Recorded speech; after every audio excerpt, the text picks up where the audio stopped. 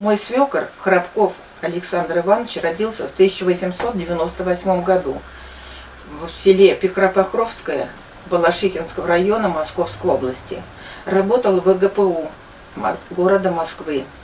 В гражданскую воевал с басмачами в Средней Азии. В 1943 году был призван в армию. В 1944 году его жена Мария Храбкова получила известие о пропавшем без вести муже, отца 4 детей.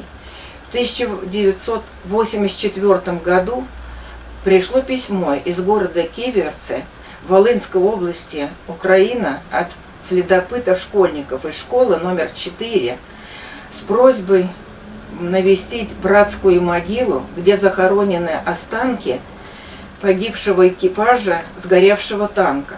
У одного из бойцов был найден адрес Храбкова Александра Ивановича. Так родные встретились через 40 лет после войны благодаря следопытам-школьникам.